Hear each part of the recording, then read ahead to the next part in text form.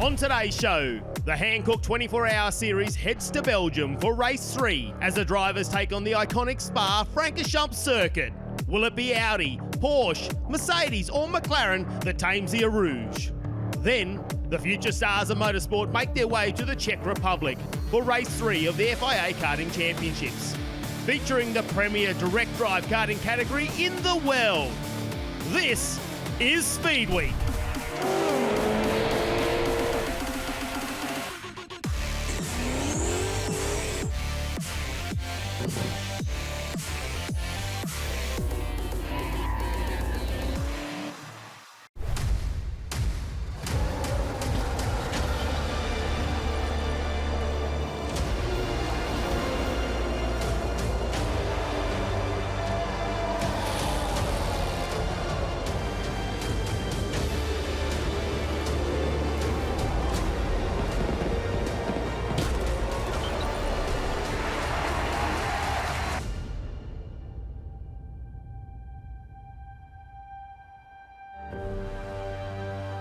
Hello everybody, I'm John Hindhaugh, welcoming you to the 24H series powered by Hankook. We've had exciting races in Dubai and Mugello, and now the teams are preparing for the third race of the season here at Spa-Francorchamps in Belgium. It's 41 teams, 50 cars, 11 different brands, 158 drivers representing 26 nations. A superb grid at the Hankook 12 Hours of Spa. Every single driver comes to this iconic circuit with reverence and respect. Respect particularly for one of the undisputable legendary turns in motor racing. The famous, or perhaps infamous, Eau Rouge.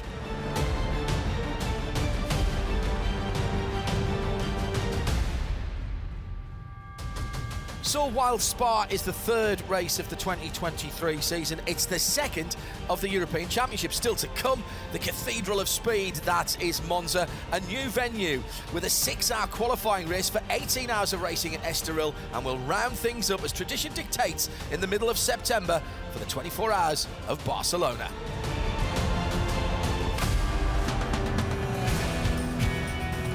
The excitement doesn't only take place on the track, and it's already started as Dutch promoter Creventic has brought real motorsport enthusiasm to the town of Malmedy, near to the track. The cars and drivers on show to the public in the city square. Great fun, not just for the thousands of fans, but for the drivers as well, especially for the non-pro drivers. Motorsport fans, as well as friends and family, experience close up the fascination of endurance racing, and some of the drivers take the opportunity to do the autograph session for the fans. Of course, whatever goes on away from the circuit, the biggest attraction this weekend is the racetrack itself. The circuit of Spa-Francorchamps, a classic Grand Prix track with corners that are household names around the world for motorsport fans. Eau Rouge, Blanchimont, Pouhon and many more. It's in the hilly Ardennes forest area of Belgium, was first opened in 1921 and has been through a few different iterations. It started at over 9 miles, almost 15 kilometres, currently just over 4 miles or 7 kilometres long. It's still the longest circuit on the F1 calendar, and due to its altitude differences, 100 metres top to bottom, it's nicknamed the Ardennes roller coaster. Well, I think you said it. I mean, it's one of those world-famous circuits that is on every driver's list. You know, great history, a lot of amazing races that have happened here. We can see today here at the square is an amazing atmosphere. So the fans are great, the atmosphere, the area of Belgium here is beautiful. The circuit is super challenging, and so it's always a lot of fun to come here. Yeah, I'm very lucky that I've been able to tick the Spa box quite a few times. But yeah, it's an amazing track, an amazing venue. Just the elevation, the roller coaster ride you're on throughout the whole track is just awesome, and then you throw in these, horrific weather conditions. It just makes it exciting, and no one knows what's going to happen. That's the best bit. No one's got a clue, because, you can have the fastest car, but if you're on the wrong tyres at the wrong time, then it's still going to go wrong. I love it. I mean, Spa is one of the best circuits in the world. Doesn't matter what car you're driving it. Obviously the weather was a bit challenging today, but that's also part of this circuit here, and I enjoy myself. Obviously this place is one of the most difficult tracks in the world, and you combine with the varying conditions yesterday, it made it pretty interesting. Honestly, it's fun. It gets the adrenaline pumping and makes the racing very interesting. So time to see what makes this circuit so special. 3 different timing zones, starting at the pit straight and the Formula One grid. Quick blast down to the first corner, down into second gear. This is last source, almost but not quite a hairpin. Then it's downhill, picking up speed to the brilliant Eau Rouge and Raidillon. Raidillon over the top of the brow takes you on to the Camel Straight, which is all uphill, then into Le Combe, right, left, and then right again at Malmedy, the old track going off into the distance on driver's left here, then downhill quite steeply, difficult braking area into the right-hand hairpin at turn 10, Bruxelles, or Rivage as it used to be known. Very easy to go off the track here if you're a little bit greedy on your entry speed. Still falling downhill to the Jackie X corner, or Speaker's corner as it used to be known, and you're plunging downhill to one of the most awesome corners in motorsport, the double left of Pouon. Gravel traps much closer than they have been in previous years, but there's still a bit of runoff on the right-hand side. Still falling down the hill, through into the left-right of Fagnes, and then Campus, and then into the old Stavelot. That's where the old circuit comes back on again. You're picking up speed here and accelerating, again slightly uphill to Blanchimont. Now pretty easily quick in a GT3 car, but once again the runoff has been taken away on driver's right. Nearly through to the end of the lap now, down through the gearbox to the slowest corner on the circuit, down to first gear or second for some of the drivers for the final chicane. That's a lap of Spa-Francorchamps. 2 minutes 20 is a good time.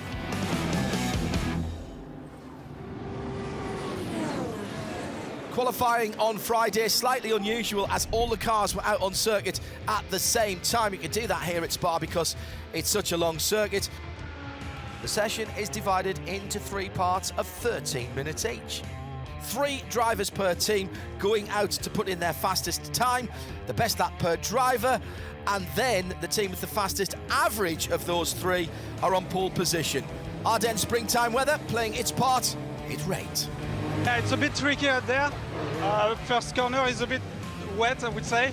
This is the only corner that's wet, so I was over pushing a bit each lap, but otherwise the rest of the track is pretty much dry, so there is a lot of people on track. It's difficult to manage the traffic because some amateurs are not used to wet tracks, so you need to find some space and be able to do your time, but yeah, I find at least 1 lap and it was enough.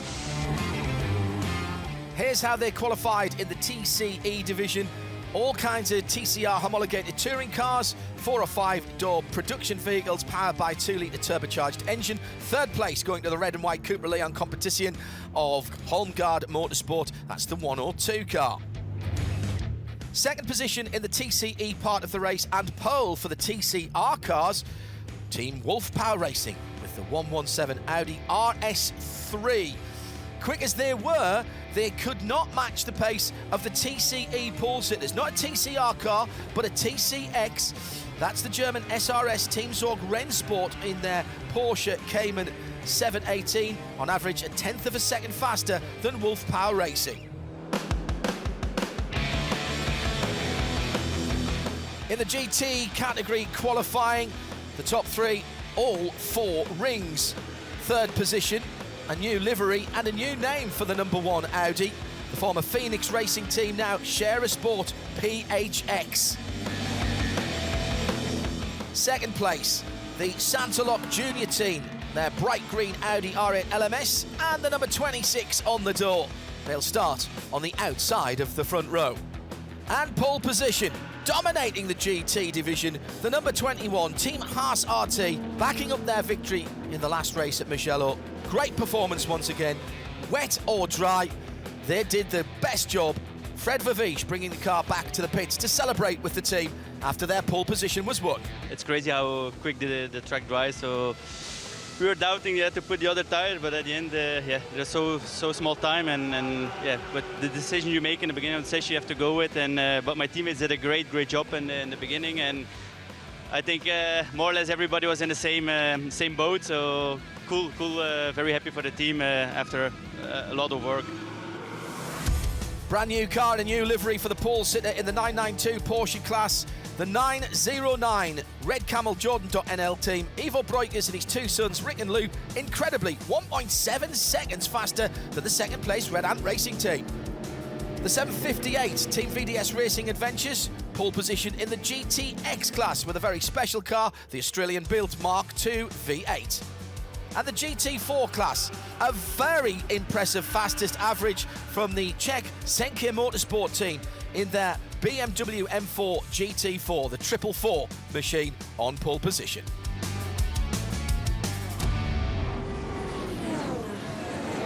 Welcome to race day one, Saturday, here in the Ardennes. It's tense on the grid, there's excitement as well. The mechanics and drivers checking every last detail. 12 hours to come, 6 today and 6 tomorrow. The conditions at Spa can always be a bit of a surprise. Sun is shining at the moment though. Yeah, it's very strange, definitely, especially in Spa. But I think we can expect again some unexpected rain probably in the race, so they will mix up things a bit. Probably tomorrow worse than today. So yeah, I will enjoy the dry time in the start. So.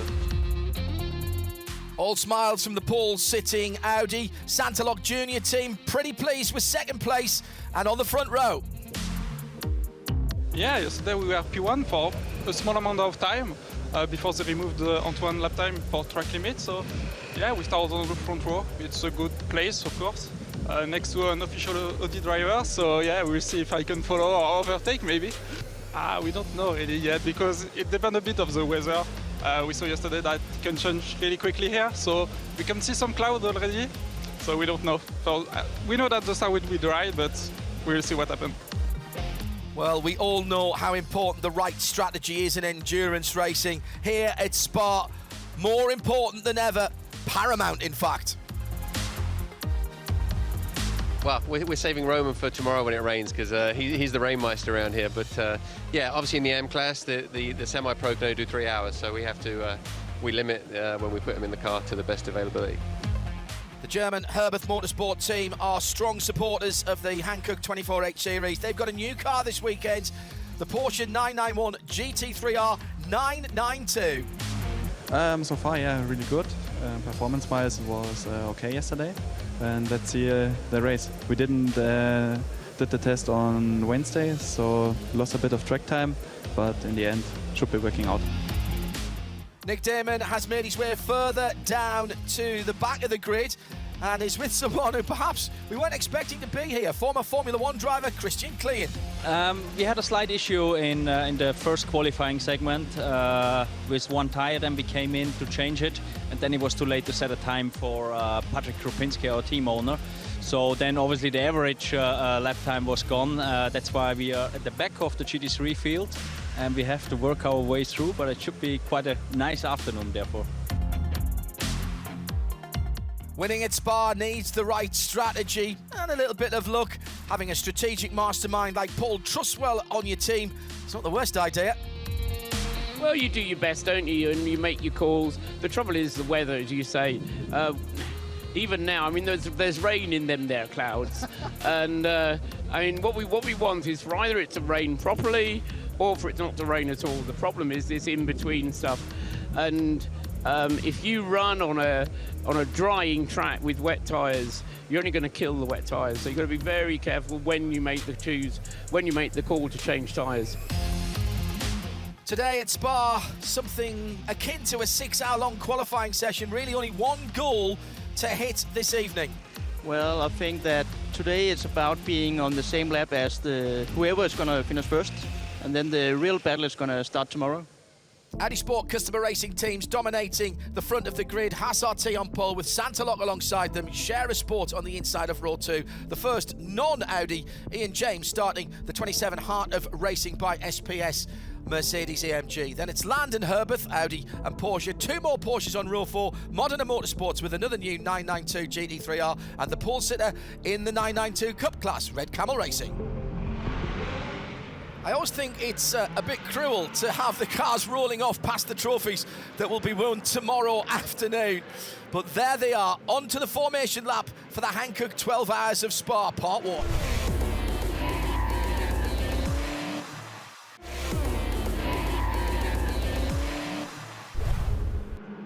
Huge grid coming into line perfectly on the hash marks for the Grand Prix grid. The red lights are out and we're racing for the first 6 hours here in the Ardennes. The Hankook 12 Hours is on. Good start by the pole sitter down the inside. The blue Audi takes the lead at La Source, or at least holds the lead at La Source. The Santalok Junior team, the green Audi, in second position as they dive down the hill, past the endurance pits on the left-hand side. Already a problem. The Kerkhoff Group car, the 34 machine, there was somebody on the outside of him there. That was Tim Vogler, and the car in the gravel to his left-hand side. Let's see if we can unpick what happened at the start. The leading 3 Audis are fine. Watch for the blue and white number 34, just coming through the middle of the picture there now. I think there were 4 across the track there for a moment. The car that ended up in the gravel, that was the 903, the red and Porsche 992. And there's another car in there as well that's gone sideways. Oh, that's the Breukers 992 pole sitter in the Cup class. That's an awful start then for the 909. They're going to have to play catch-up from very early on. It's been a great start for Fred Vervee. She's pulled out 2 seconds a lap. In fact, 3 seconds a lap in the first 2 laps. The battle for second now is on. And the Santalok Junior team trying to fight back there. But I'm afraid that blue Audi is disappearing into the distance. Black Land Motorsport Audi closing in. That's Chris Meese. That car was out of position after qualifying. Top 4 are all Audis at the moment. And we've got a bit of debris on the track. Well, that looks like... Is that an Audi headlight? Or is it a Seat? Not sure. But debris on the circuit. It's the Jutta racing car. It was an Audi headlight. They're in the pit lane with the number 71 machine. They've lost their front left headlight and a few other bits of carbon fibre. That's a code 60. That's a virtual safety car, if you like. 60 kilometre speed limit around the track. The marshals able to get on to the circuit to clean up. It's a proper endurance race, a huge amount of racer tape on the left front of the Audi. It's back in the race. Code 60 coming to an end. Oh, brilliant stuff from Chris Meese in actually what is a dark green and grey Audi. It looks black in this overcast light, but he has jumped away as soon as the flags were taken down and he's made up a position. Look in the background here, the flashing lights. That is Rick Breukers making up ground after his first corner incident. He's caught up with the GTX Lamborghini here, the 763, down to Jackie Ick's corner. Brilliant run through the field for the young Dutchman. Problems for the 117. Half an hour in. Marcus Menden, this is the car, the 117 Wolf Power machine that Rob Huff was supposed to be in. He's parked at the side of the track, code 60. So what do you do here? The first 2 have come in, Hassar T and Land in the number 55, in and out too. Well, honestly, I think we did a mistake. Probably the engineers thought the code 60 is going to be longer. I even told them on the radio, I can see the car getting pulled away, so I was pretty sure we should have stayed out. And when I arrived here, tires weren't ready. There was only the driver in the pit lane, no lollipop. Big chaos, rookie mistake, and shouldn't happen. The 117 Wolf Power machine came into the pit lane on the back of a tow rope, and the bad news is it's a gearbox leak, and that's game over for the Swiss Wolf Power racing team. Well, 2 code 60s early on certainly jumbled the rankings here on Saturday quite a bit. Tim Vogler in the blue and white Land Motorsport Audi closing in for 3rd position. That's Ralph Bowen and the Herberth Porsche, the new 992 at Lecombe. Has a look on the left, has a look on the right. 3rd position up for grabs here as they go through Malmedy and dive down the hill. That new Porsche going very nicely, thanks very much indeed. 2 of the 992s in this race. Modena Motorsport with the other one. Tim Vogler looking at the back of that new 992. It's handling rather well, isn't it? Well, the pass has now happened. Vogler's got through and is pulling away from Ralph Bone. McLaren closing in as well. So Ralph Bone has dropped from 3rd to 5th in a few laps. The McLaren is now through. JP Motorsport with that gold livery. Remember, they started from 40th position. They look quick, very quick indeed. Patrick Kapinski closing in now on the 3rd place, blue and white Audi. He's got a speed advantage over the top. Radion pulls out incredibly early. They're side by side on the first part of the Kemmel Straight. Land Motorsport has nothing for the pace of the car from Woking. And that's a new 3rd place. The rain we had been expecting has arrived, to use a well-worn phrase from the movie Le Mans, and it's absolutely pouring here at Spa. Now, here's where the drivers are going to earn their keep, and even the most experienced are having problems. Big slide down the hill for one of the GT4 Mercedes, and even at relatively slow speeds at Le Combe, it's difficult to hold on to the cars. Haven't changed to wet weather tyres yet. They're trying to tough it out on the Hankook slicks. Incredibly, the overall leader now with 001 and the top right-hand side is the Red Ant Racing, the blue and white Red Ant Racing 904. That's a 992 Cup class car. Behind them, the RD Sainz Lithuania Lamborghini Super Trofeo are leading the GTX class. And the local team, Mark V DS Racing Adventures, in 2nd in that red, white and blue Mark II V8. As we go through the class leaders, GT4 at the moment leading out, the green and yellow BMW M4 GT4 of TCL Motorsport Performance. And in the TCE division, it's the 2nd Wolfpower Audi TCR. Good race for them so far in that multicoloured machine. Huge drama halfway up the hill towards Eau Rouge. That's the 702 Vortex. It's been into the wall on the driver's left.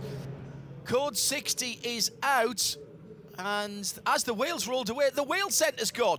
The wheel centre has gone. Well, we've seen that happen before with the car in Mugello. It was the left rear of the sister car in Italy. So after the most recent Code 60, it's the JP Motorsport McLaren that's come from 40th to 1st position. Christian Klein now driving. Diana in the pits with Patrick Kapinski, who started the car. It was difficult because I have a lot of slow car in front of me, and a lot of people, they don't look it in the mirror. It was not so easy. We had sometimes small contact, but yes, the car is still okay. And we're at the front. So a brilliant first part of the race by JP Motorsport. Christian Klein leading the race. What a last hour it's been. We've had Heart of Racing leading, then they're pitted, and the Ravenol #1 Sharer car went into the lead. Then the new 992 Cup class car, Daniel Alleman, led for a wee while. In the TCE division, back in the head of the field, Team SRS Zorg Rennsport in the 227. Almost undrivable conditions at Spa. The track is soaking wet again, and down towards Le Combe, you literally cannot see halfway down the track, and this is causing all sorts of problems. Haas RT into the pit lane. That's a decent pit stop for a set of Hankook racing tyres, the wet weather version.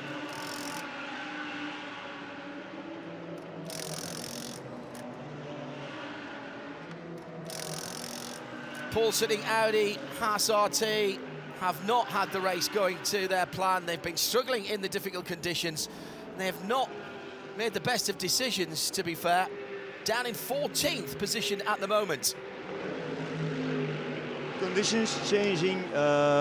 every corner, just every corner, wetter, drier. It's so tricky to feel the car. It's not easy to drive right now. That's another problem for the pole-sitting Haas RT Audi. Stefan Parent in the wall just after Radeon. Big damage to the left front. That left front wheel is not pointing in the right direction. That's going to take some time to get that car fixed and back on track. It's been a great run so far for the Toro Racing Team HRT Porsche 992, 4th overall and leading their class. Adam Christodoulou and his teammates doing a cracking job. Adam behind the wheel right now in these tricky conditions. A very good job, in fact, as he's pulled out almost a minute on the 909, the Dutch Breukers family in the Red Camel Jordan's machine. Rick Breukers behind the wheel, trying to get that gap down. Well, we just stayed out there. Like, I know this place like the back of my hand, and it was just one of those that if it only rained a little bit, then we'll just stay out there because it dries so fast here. And honestly, the Cup car's a lot of fun to drive, and I think actually when you're on slick tyres versus GT3 cars on slick tyres in the wet conditions, because it's a skinnier tyre, I think it works a bit better. But no, it's a lot of fun out there, so yeah, just try to go as quick as I could. We'll see where we end up after this pit stop, because we were hoping for a safety car, that's why we were, or a code 60, that's why we were staying out there so long. But no, I had a lot of fun out there. Phew-wee! What the first 4 hours. Here's how they stand. GT Division first, Share Sport in the Audi, leading from the similar car as Santalok. Then it's Herbeth in that new 992 GT3R. Daniel Alleman behind the wheel. HRT Performance, best of the 992 Cup class, ahead of Heart of Racing, JP Motorsport, Land Motorsport, and then another 992 Cup car, the Red Ant Racing machine. In TCE, Holmgaard for Leon competition ahead of Real Equipe by Totka. And then it's the SRS team Rennsport. That was the pole sitter, of course, in this category, and that's the first of the TCX cars. We've had 8 different leaders, as ever. Spa making sure we have plenty of excitement, and when you add a bit of rain to the mix, that just ramps it up. It's Pierre Caffer leading for Scherer SHX, but Antoine Ducan in the Santalok Audi, the green number 26 is closing in on him. Pierre Caffer, I don't expect him to succumb to the pressure. Former DTM driver, using all of his experience, and in fact just trying to pull out a bit of a lead at the moment. Do you know, I think it's starting to dry up. 1 or 2 people looking for the wetter lines. Caffer extending his lead at the front of the field. Drama, the leading car, is going back into the garage. Yes, it was fun, of course, but it was also on the borderline on one stage, as you could see. But I have to say, on the right point, it made click again, and the last couple of laps I could go, but unfortunately now we have some vibrations again, and we are still looking for this problem. I don't know, but it was really fun outside to drive, I have to say. Big clump of cars coming to the start-finish line.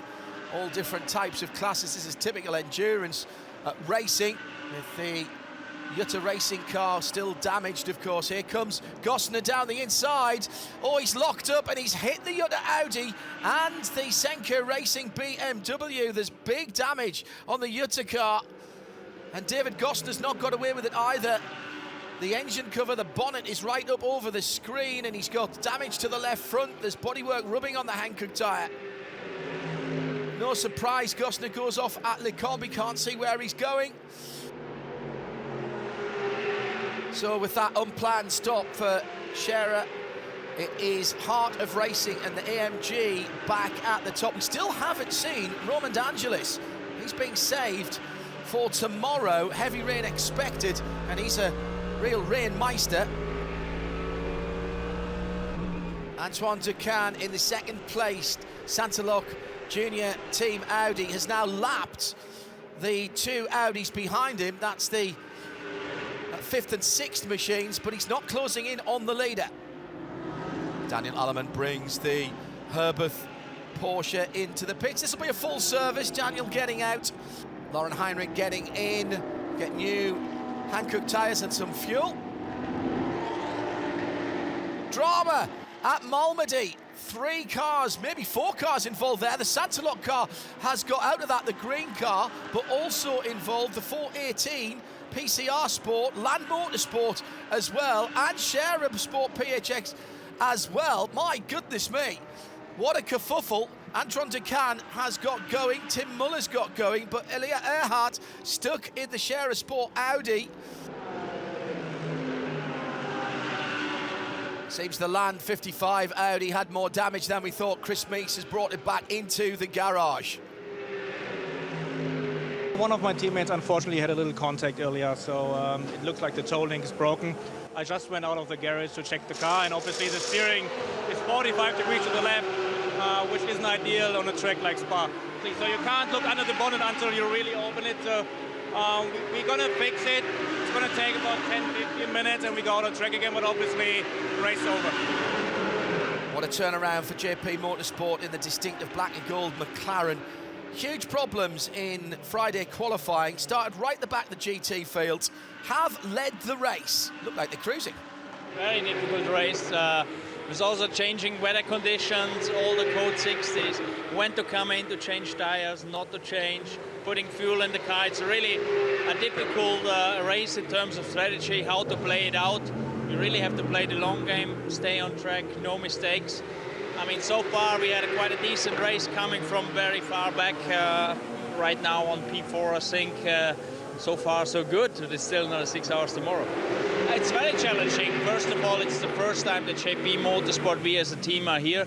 So we don't know the other cars, we don't know the other teams, the drivers.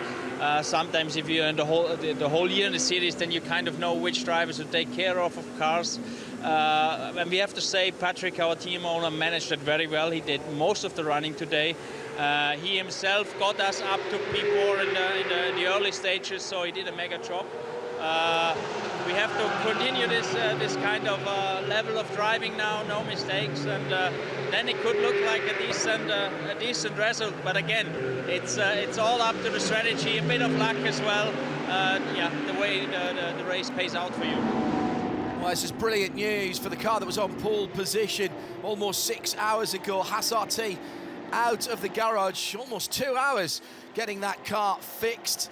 They're not going to be troubling the top of the field, but their endurance racing spirit definitely on shore here.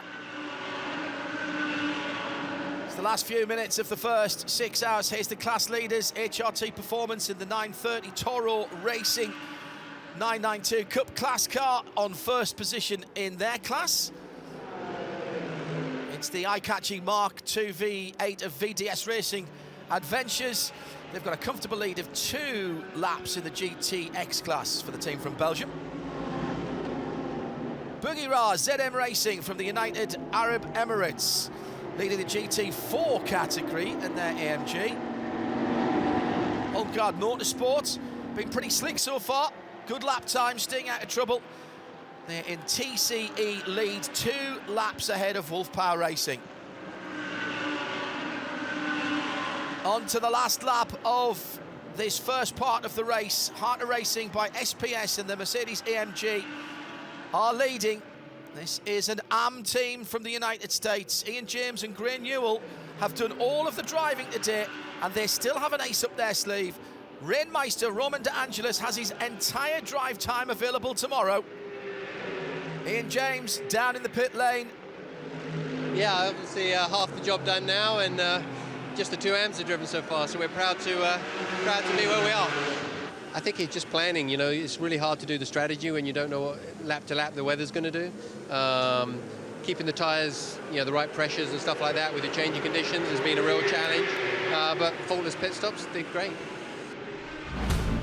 After 6 hours of racing here at Spa this Saturday, Harter Racing, Santalok Junior Team, Herbeth Motorsport, Modena Motorsport and JP's McLaren are all on the lead lap for tomorrow. CP Racing 1 lap back, then it's Hoffer Racing and HRT Performance lead the 992 Cup class in 8th overall. Saturday has given us 6 hours of outstanding racing. 118 laps, 8 different leaders. We've had spins, we've had crashes, we've had code 60s, we've had brilliant battles for positions, some great pit stops, masterful repairs of minor and some major damage and failures. Lap after lap of full speed, full concentration racing. More to come tomorrow.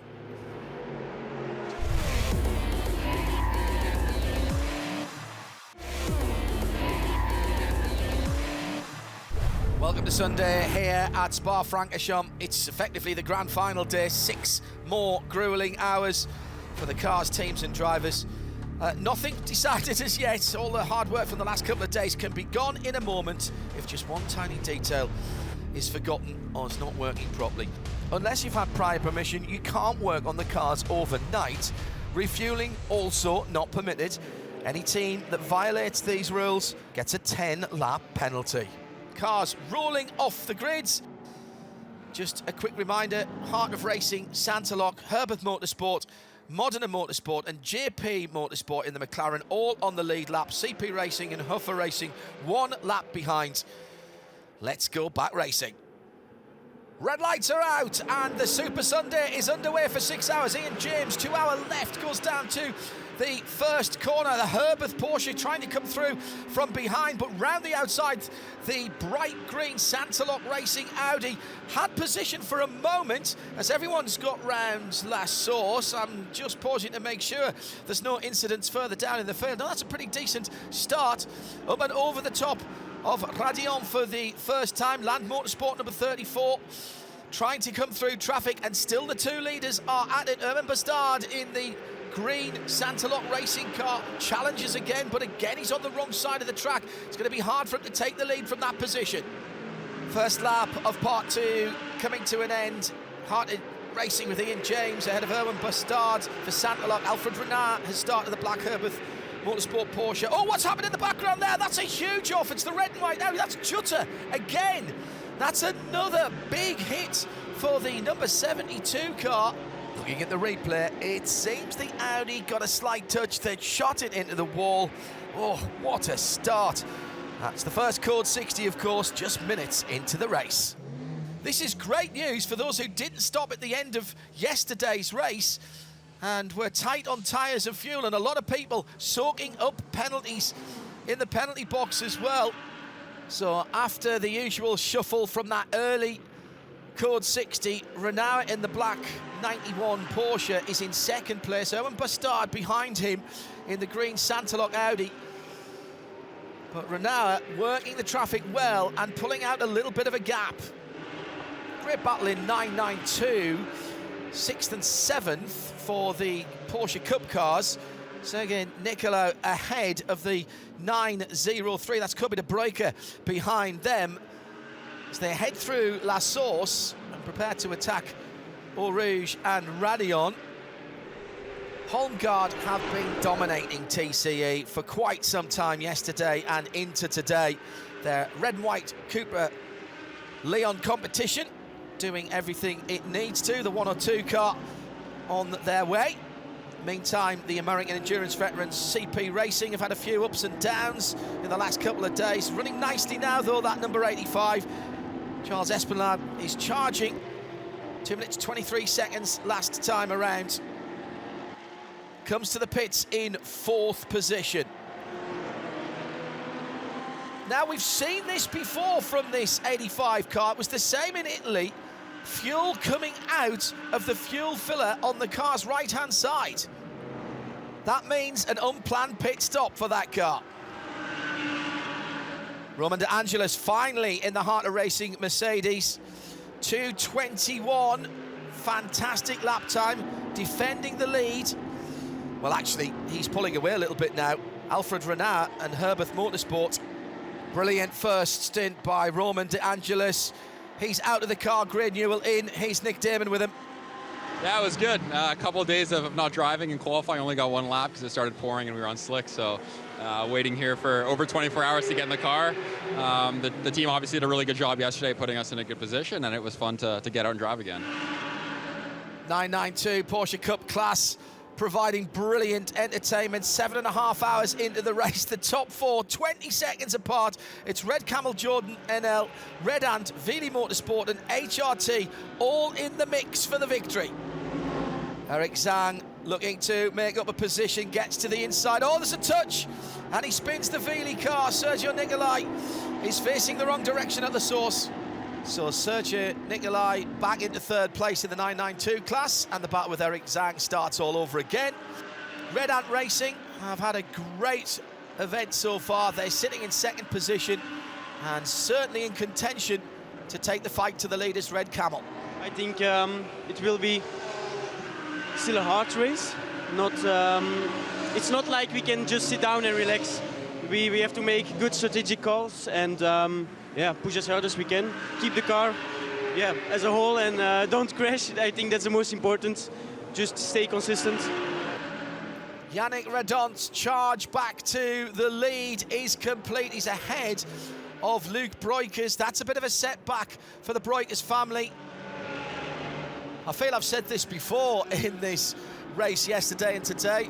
TCE, Holmgaard Motorsport, cruising. Everything going to plan at the moment for the Danish team. Leading in TCE, 2 laps to Wolf Power Racing. It was really good. I had a great pace. Started in first position. I was able to keep that position throughout my stint. So all in all, the car is good and the pace is good. You really have to take your hat off to Wolf Power Racing. They are really trying hard to close that gap to the leaders, Holmgaard in TCE. But that Danish team just making no mistakes. 4 hours still to go. Maybe still a chance. Third place in TCE, the second Cupra on the grid. That's the Rally Keep by Tuktar, the slightly older machine. Just 1 lap behind Wolf Power Racing in second position. Something of a weekend to forget for the number 21 Haas RT Audi. Started so well, pole position on Friday and started at the front of the field yesterday. But 2 hours in the pits after the crash at Radion. They're back at the far end of the field now. Let's hear from Sandrine Haas in the pits. Challenges started on Wednesday. We had a problem with the engine, so we decided to change it, to check the gearbox, to check everything. So on Thursday, the guys worked all day, actually until 2:30 in the morning, to make sure everything was ready for Friday for the qualifying. Qualifying was fine, and yesterday, well, the rain, the weather, and a mistake, and that was it. Well, plenty of action already on day 2. 8 hours down, 4 to go. Herberth and Santalok duking it out at the front of the field for Porsche and Audi. Then it's the AMG of Heart of Racing, JP Motorsport, with the McLaren that started right from the back of the grid there in 4th. And that makes 4 different manufacturers in the top 4. Then the 992 Porsche Cup battle, which is led by Red Ant Racing. In TCE, Holmgaard still holding sway in the Cupra ahead of the Audi of Wolf Power Racing, Rally Kit by Top Car, and then the TCX leader, Team Zorg Rennsport in the Cayman. It wouldn't be an endurance race without cars that have been patched up. Meters and meters of racer tape. We've had Nick Damon's favourite, the tie wraps as well, and I do think I saw a 10-pound lump hammer at the front of the field. Gray Newell back behind the wheel of the 27 Heart of Racing AMG, doing a good job. But not unsurprisingly, Alfred Renard is catching him in the number 91 Herberth Porsche. That's no disrespect at all to Gray. He's doing a very good job, but he's losing a couple of seconds a lap to Renard. He's coming very quickly indeed.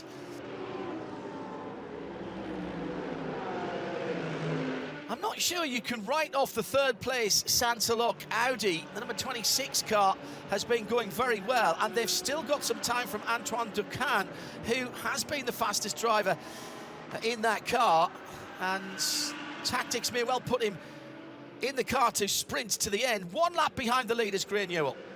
In GTX, still some interest there. VDS Racing Adventures leading. The Mark II V8 needs another 3 hours of faultless running before they can celebrate. Team RD Signs from Lithuania, 2 laps behind in their Lamborghini, but they're quick and they can seize on any mistake that happens by the Belgian VDS Racing Adventures team. In the GT4 cars, a great story. The Bugera ZM racing driver lineup's interesting. 18-year-old Alia Kolic, true motorsport multi-talent, endurance racing, European truck racing, and even finished the Dakar this year. Yeah, this race so far been going pretty good. The last race we had a problem on the last 15 minutes, so the first part yesterday it was really tricky with the weather conditions, but we managed to keep the position, and I think so far we're leading, and hopefully it'll go good, and we will see. It's a private team. We're like family here. We do a lot. We do trucks, we do GTs, so very diverse team, and it's just like a big family. Leading in the 992 Cup class, one of our Hankook 24H Series racing families, the family Redont, and the Red Ant racing team. It's in their DNA racing. A couple of hours to go before the end of the race. A superb racing weekend for the likeable Belgians. 5th position overall and leading their class. 2nd place in 992, a lap behind the leaders. The number 930 HRT Performance Toro racing team. And in 3rd, it's the 2nd Red Ant Racing, the 904. They've done well to come through the field. Can we get a double podium for family and team Red Ant? Our other 992 class racing family have not had the luck this weekend. The Dutch Breukers, Porsche, have had steering problems. They're back in 6th position. No change in TCE. Roy Edlund, Holmgaard Motorsport doing relatively lonely laps at the front of the field. No one getting closer to the Dutch team. And in the overall, it's still going on. Norbert Ziegler in the GP Motorsport McLaren, right with Ian James here in traffic, looking for a moment to use it to his advantage. Goes round the outside. Has he got it done 2 by 2 through Brussels? But he's had to drop back in behind. Back at the head of the field, the 91 Herbert. That's 22 lead changes. Dare I say there's been no rain here in Spa. 2 hours to go, crunch time. Drama for the remaining Vortex, the 701, that's Lionel Amarouche. Left rear damage, he's hit the tyre wall somewhere. That's at the top of the hill. That'll bring out a code 60. Pretty much perfect timing to make final stops and driver changes. Herbert into the pit lane. That's Lauren Heinrich getting in behind the wheel. Every second counts here. Santalok Junior team under a minute behind.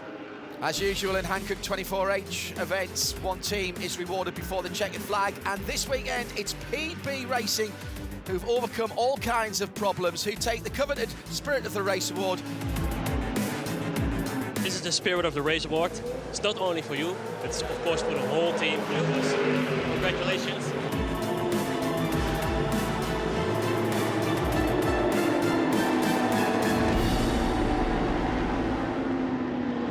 Into the last half hour, and for the first time in over 10 hours, the Santalok Junior team are at the head of the field. Their first proper lead, really. They only led 1 lap earlier on in the race. Herbert Motorsport have been unlucky with the code 60s, and they've lost precious time. Not sure there's enough now left in this race for them to get back to the lead. In 3rd position, Team Hartner Racing by SPS. May have settled for that now, but I think they'd be pretty happy with it. Class winners in a few moments' time. HRT Performance, the number 930, will take 1st position in the 992 class ahead of the number 903 Red Ant. A great result for the Belgians. 3rd, the Villi Motorsports by EB Motors from Italy in the 955. They won in Mugello, of course. At the front of GTX, another Belgian team. They've done a fantastic job with the Mark II V8. Look at it, it looks like it's brand new for VDS Racing Adventures. 2nd place in GTX will go to GT3 Poland. They sat in a long time 3rd position, but then that late issue for the Lithuanian RD Signs team. In GT4, Boogie with ZM Racing, Adam Lacko has the honour of bringing the car to the checkered flag. 12 hours of breathtaking endurance racing is almost over. 1 more circuit, 7.001 kilometres, just over 4 miles. The victory in sight. The Santalok Junior team from France have a perfect strategy, and Antoine Decan takes the checkered flag. 250 laps completed here at Spa. In second place, what a debut outing for the new 992 GT3R of Herbert Motorsport. They led 79 laps. Third place overall and winning the GT3 AM class. A near perfect race for Heart of Racing and the AMG. Well done to Ian James and the rest of the team. But the day belongs to Santalok. Let's hear from the winners. Yeah, it feels pretty good after the Mugello where we finished second. Yesterday we were a bit unlucky with the Code 60, but today we were mostly lucky, so yeah, it feels good to be at the first place. Yeah, we all did a mega job. Antoine was especially pretty fast for a second race in a GT3, so yeah, really happy about the job we did. Here comes the winning car in the TCE division. What a brilliant race from Holmgaard Motorsport. 1 lap ahead of Wolf Power Racing in second. Magnus Holmgaard bringing the car back into Park Furby, and there'll be celebrations. Of course there will be.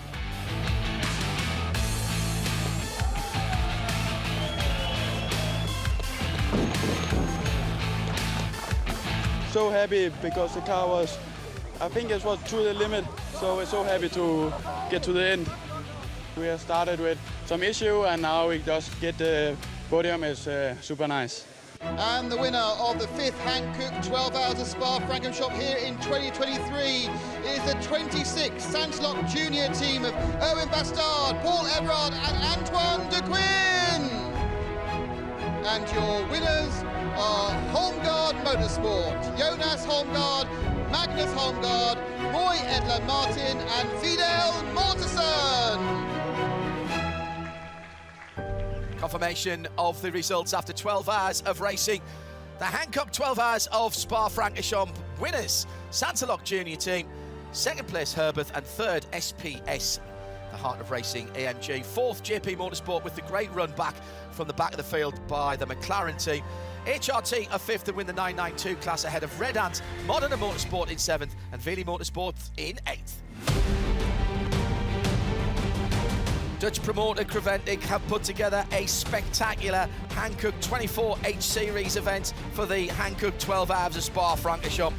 Amazing racing, incredible performances from teams, drivers and mechanics, and well-deserved winners. The rain and difficult conditions have made Spa-Francorchamps one of the most challenging courses around the globe, and it didn't disappoint this weekend. Next race, we're at the Italian Mecca for Motorsport, the world-famous high-speed Autodromo Nazionale Monza. I'm John Hindhoff. See you there.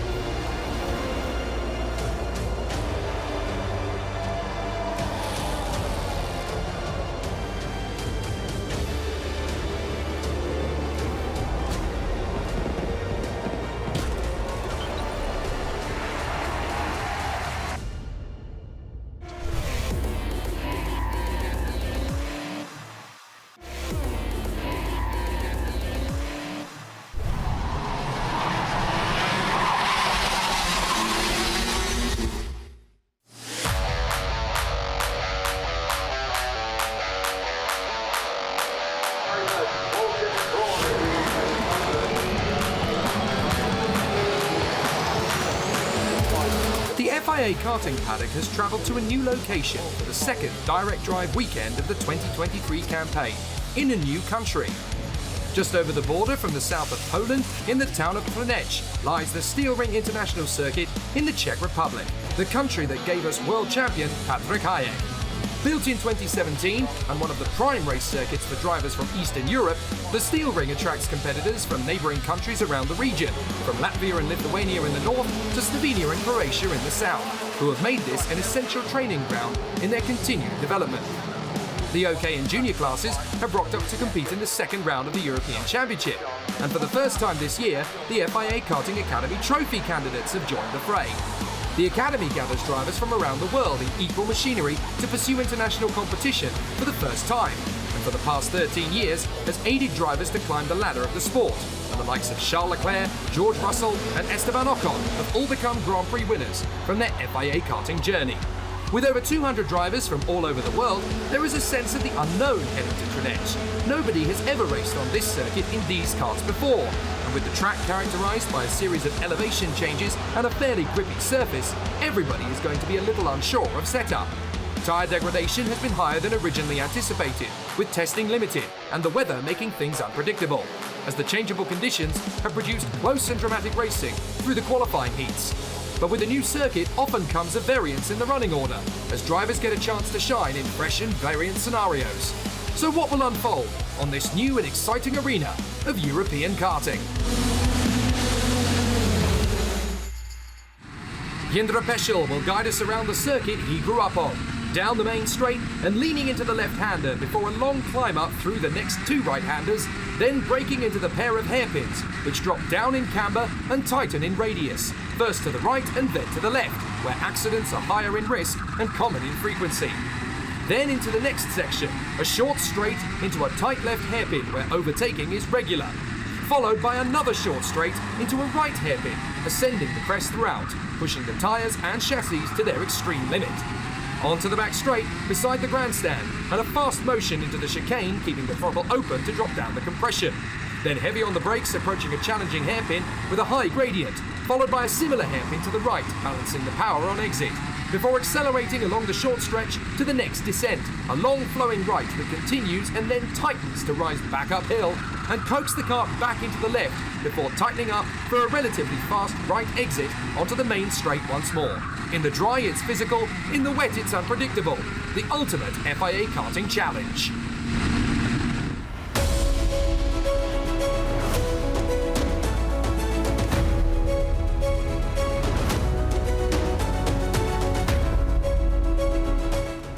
Ever since 2010, drivers from around the world have gathered to compete in the FIA Karting Academy Trophy to represent their nation on the world stage. Over the years, drivers have graduated from this contest to race in Formula E, Le Mans, IndyCar, TCR, Super GT and Formula One. So it's the perfect stepping stone to future success in motorsport. With 44 nations across 6 continents represented, there's a lot of national pride at stake. And just reaching the final is a victory.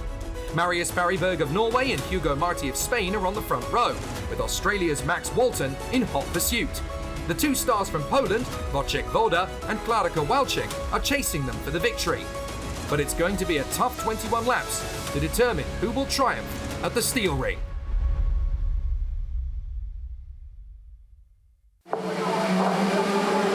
Barryberg held his advantage at the start, as the Academy drivers kept it calm through the opening few corners of the race. But Max Walton was in no mood to wait around, and he made his move on Hugo Marti halfway round the opening tour. There were battles further back too, as the talented French driver Lisa Biard made her way past New Zealand's Arthur Braun on lap 3, only to lose the position a mere corner later, as Austria's Simon Mayer overtook Denmark's Romeo Haag behind them. Braun was finding it consistently difficult to make progress, and his battle with Britain's Harry Bartle proved to be tough, but rewarding. Ahead of him, the Argentine ace Santino Panetta was able to pass Wojciech Woda, and the Kiwi saw this as an invitation to make his own bid for the position. As he made it work, Bartle saw a gap too, and sadly he collided with Woda, who would retire from the race on the spot. A few laps later, and a light rain shower gave Max Walton his chance to close in on Barryberg and challenge for the lead, but it would be tricky to stay ahead. He tried again half a lap later, and with a very small gap on the inside, he was able to make it count, and the Australian was now in the lead of the race. But it was about to become much tougher, as the rain was increasing.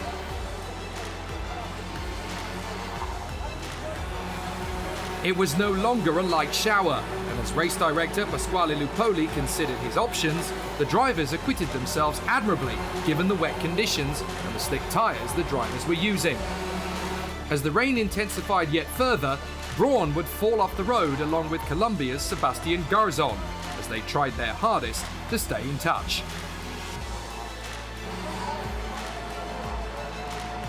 The leaders were finding grip tougher than most, as they were the first on the scene of each corner they approached. It would be Walton in the lead who made the costly error, handing the lead back to Marius Barryberg. And at the next bend, Hugo Marti seized his chance to move ahead, almost in the same breath. With the rain now stopping, the drivers were gaining confidence in the surface, and with the track not becoming too wet, racing could continue at full pace. That was good news for Yetaro Sakai of Japan, but not for Roland Spruder of Latvia, who was out. Kowalczyk couldn't pass Biard, and subsequently dropped behind Sakai and Panetta. But Panetta would duel with Kowalczyk again in the closing stages, as they both came under threat from Markus Šilkūnas of Lithuania.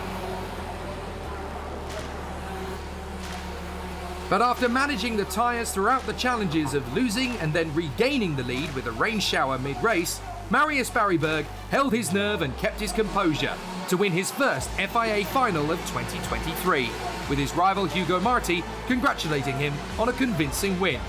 Marti will no doubt challenge again in Denmark, but for now, Barryberg is on top.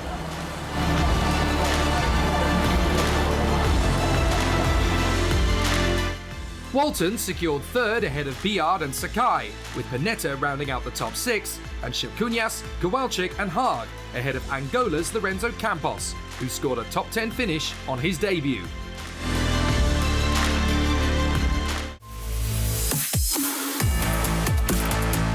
So the top three drivers on the podium may have finished where they started, but they all gave us a fascinating battle out on track, and a spectacular show at the steel ring that could translate into the season-long title battle.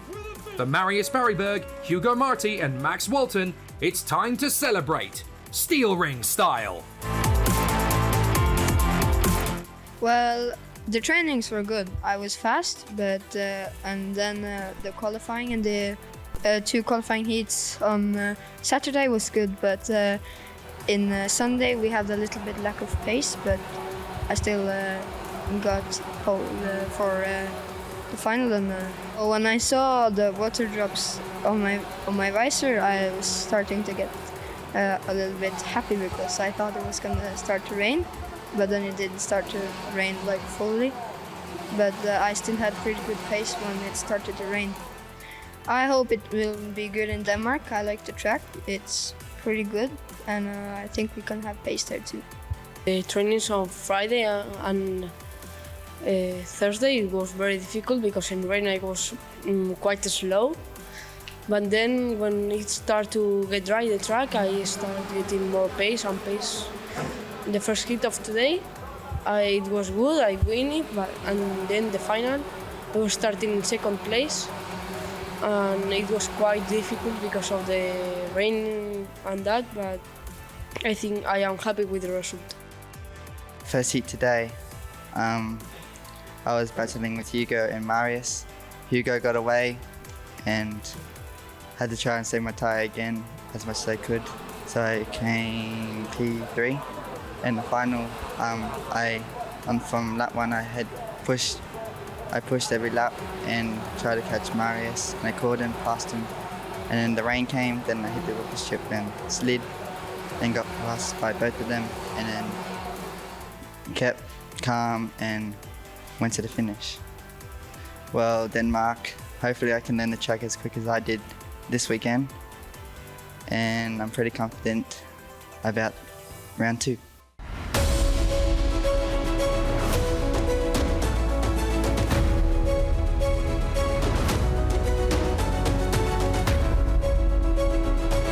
Since the last weekend in Valencia, the OK Junior field have stepped up the attack in the Czech Republic and dealt with higher tyre degradation and tough elevation changes throughout.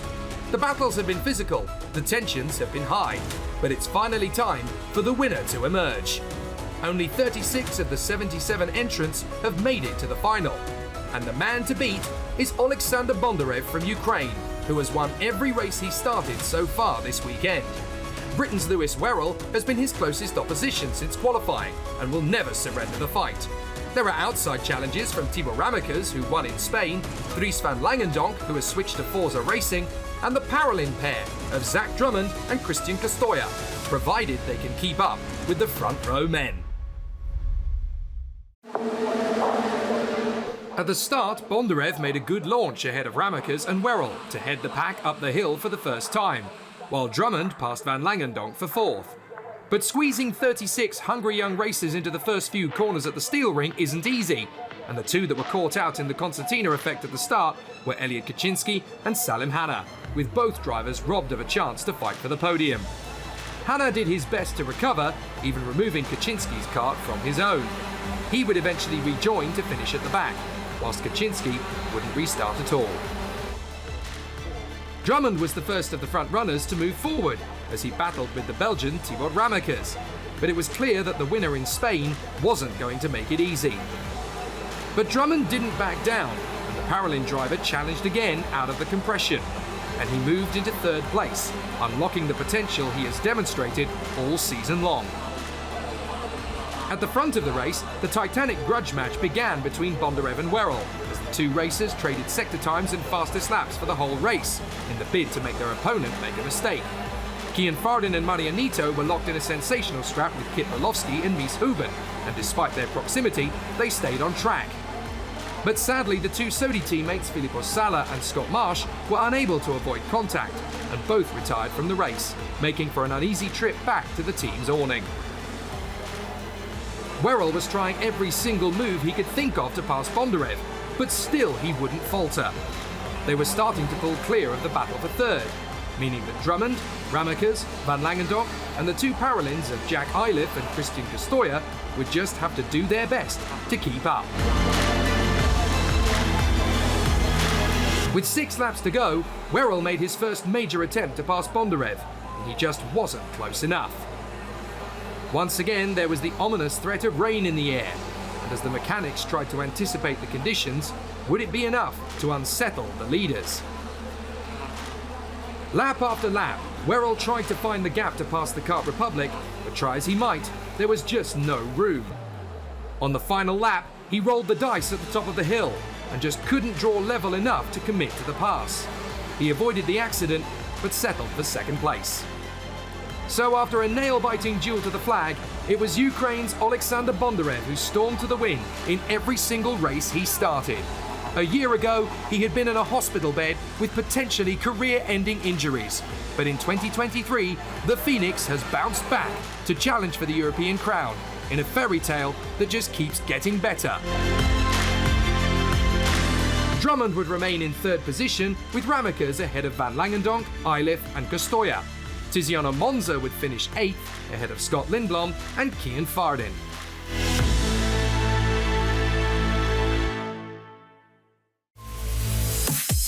As Drummond and Werrell earned valiant places on the podium, there would be tears of joy and redemption on the rostrum for Alexander Bondarev, who has had such an emotional journey to reach his first win.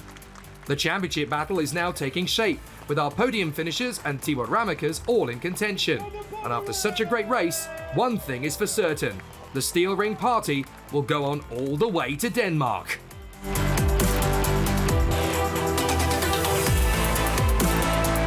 Yeah, today was quite difficult. In the warm-up we already knew we were quite fast and we had a good chance for the day. Then the super heat I had a lot of pressure from Zach, but I managed to finish P1. It was a 13-lap race. And then the final, a really long race, to 21 laps, but I managed to stay in front. Lewis was behind me for most of the race, so I had to place the car in the middle of the circuit at some point. But yeah, managed to stay in front and I'm very happy. Started second for the final, slotted into third on the start behind Alexander and Thibaut, and then I overtook Thibaut, and me and Alexander, we got a gap and then tried to go for him on like lap 12 I think. It didn't work, and then yeah, still out the whole race. Well, we know we've been fast throughout the year, so I don't see why I can't do it again. And I'd like to thank my team for this weekend, everyone who supported me. In the final, I started P5, didn't have the greatest of starts. Went round outside of Dries on the first corner, and then on lap 5 or 6, went for an overtake on Thibaut, who is very fast. And then after that, I managed the tyres to try and get the best of him at the end. And then Thibaut was right in my bumper the whole way, so it was very difficult to keep in front of him.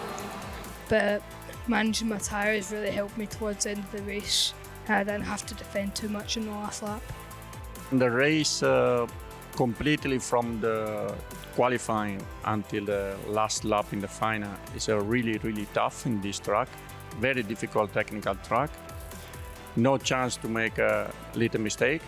And that is the key probably of Sasha in the final, because he really drive without any mistake. That is the key to win in this track. I think that the checker flag in Cremona will decide which one will be the champion. Will be tough for Denmark in the next one, but even Cremona.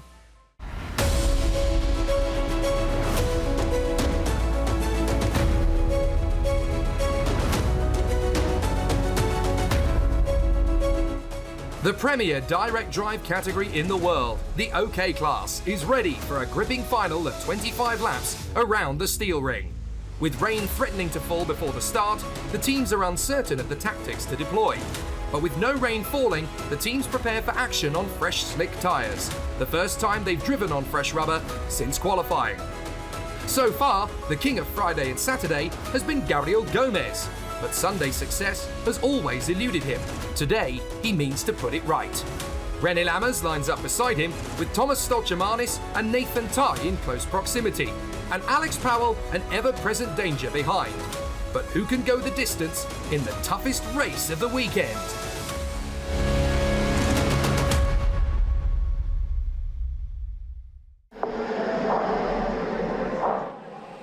From pole, Gomez had no issues leading Stoltjemanis into turn 1, but the Latvian was committed to making the overtake up the hill. It didn't work, and he had to surrender. Gomez held the lead, and Stoltjemanis was lucky to continue. Others were not so fortunate, with Lucas Amalisto and David Walter off in the first bend, but both would rejoin.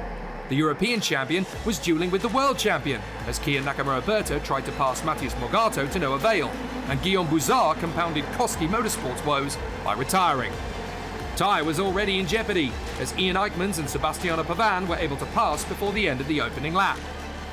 But it wouldn't be long before Pavan turned rogue and overtook Eichmans on the second lap of the race. Elsewhere, Finn McLaughlin was enjoying life as an OK driver and overtook Morgato, having watched Nakamura-Berta do the same. A lap later, he lined up a decisive move on Nathan Tye in the Sodi, and his overtake started a chain reaction that gave Joe Turney the chance to challenge Mark Dubnitsky. Could the comeback king really do it again? Morgato and Dubnitsky saw their chance to overhaul Tye and didn't hesitate, with Turney sneaking through in unison. It was turning into a nightmare for the Sodikart star, as his tyres were clearly not operating adequately to meet his needs. It was becoming horrendous as the laps continued, with Gustav Wisniewski and Matt Kolnagi also making their move. René Lammers was finding it tough to unlock the pace to challenge for second, and Alex Powell made his own bid for the podium. Then Miguel Costa went for the wildest move of the race. Whether it was impatience or a genuine mistake wasn't clear, but the gap didn't appear to pass Mark Dubnitsky, and the Estonian wasn't impressed. Just before half distance, Powell found the gap to pass Stoltjemanis, and he made a perfectly strong move. Sadly, his front fairing was loose, and he would later lose his second position regardless. Lammers worked hard to catch the Latvian and charged up the inside with 8 laps to go to grab third position, which would later become second. Having watched Lammers in the Parolin move ahead, Pavan decided he wanted to try the same trick, and despite a minute gap on the inside, he made it work, and into fourth he went, which would also be promoted to third. Eichmans and McLaughlin entertained the crowds royally on the back straight in the closing stages. And there was more action coming from Jan Petrovski, who struggled and then conceded defeat to Ghazi Motlakar of Mozambique and Arthur Poulain of France. No love lost between teammates at Tonikar. Morgato was given the chance to redeem himself in the final couple of laps by passing McLaughlin, but he too would sadly receive a penalty, dropping him out of the top 10. Incredibly, Turney would pass him too, with the exact same outcome. McLaughlin wasn't content to lose out, however, and at the top of the crest, the Irishman returned the favour on the winner in Valencia, who wouldn't return to the winner's dais today. That honour had been reserved for Gabriel Gomez, who finally gave CRG the win he had been building up to with them in Europe for over 2 years. It was finally his moment, and the paddock would be queuing up after the flag to welcome the popular 16-year-old home. The glory was finally his, and as he toured home on the victory lap, it seemed the party had already started. And having scored 150 points out of a possible 162 this year, things are looking good for the brilliant Brazilian.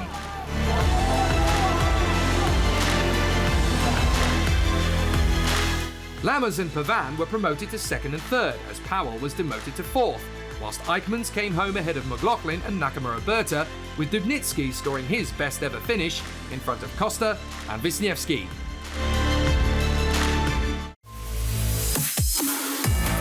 The fans were flocking to be part of the CRG celebrations on the podium, but the whole affair was a very happy one. Sebastiano Pavan had scored his first senior podium for the Tony Kart factory team, a high honour for any Italian. René Lammers had stamped his authority on the opposition as a sophomore senior, and now he's a title contender. But Gabriel Gomez had finally reached his potential and held it all together for a superb and flawless race weekend. Pole position and 7 race wins to conquer the steel ring and take the lead in the championship. Can anybody stop his march to the title? Yes, it was a perfect week for us. We work a lot to do this. I'm so happy with all the work with the team. We already was so fast in the last race. Also in Valencia in the first round, we are so fast. We win every race, but in the final we do a little bit of mistakes and we go home, we study what is the problem and we know and we learn from this time. And now we do the perfect week as we can. It was perfect already from the qualifying pole position. We know the heats with the fastest laps, now the heats. Win the super heat also with the fastest lap. And now in the final, win again with the fastest lap and more than 4 seconds of gap. I'm so happy with this. Yeah, Audi looking from qualifying, we had pole in our group. I think we were at the pace. Just in the final we were lacking a bit. I don't know why. We'll figure that out later. But for sure in the heats and super heat we got some very good points in the championship, and I think we're still a championship contender. The start was very good. I immediately went to P6 and after overtake and went to P4, and after for a bumper penalty of another driver I luckily get P3. I want to thank Tony Kart for the great work they made through the week and for the great chassis they gave to me. Yes, we are happy to come back, and first of all I'm very happy for Gabriel because finally he got the result that he deserved. And I'm very happy for the team. Every member makes a very good job, perfect, and it's very important for us. Now we just need to keep this pace for the next race. We need to enjoy, of course, this result, but also we must be focused onto the next one in rugby. We are in the right way. We don't stop, so we continue to work to improve every part and be perfect for the next and get and reach the goal. The fabulous steel ring circuit has given us 3 very worthy race winners. Marius Barryberg has triumphed for Norway after a sensational race weekend of tense and exciting action in the academy. Alexander Bondarev has bounced back after a year of hard work and adversity to clinch the win in all 5 heats and the superheat before soaking up the pressure to win his first FIA final in OK Junior. And Gabriel Gomez finally took the checkered flag after months of determination and sheer grit. Victory is a sweet reward for all the effort and commitment. And now the championship moves on to the next new venue on the calendar in Rodby in Denmark. As the celebrations begin at Czech Republic and CRG, the teams will pack up and move the travelling circus on to Scandinavia, where the FIA karting journey continues, and we take a step closer to crowning our 2023 champions.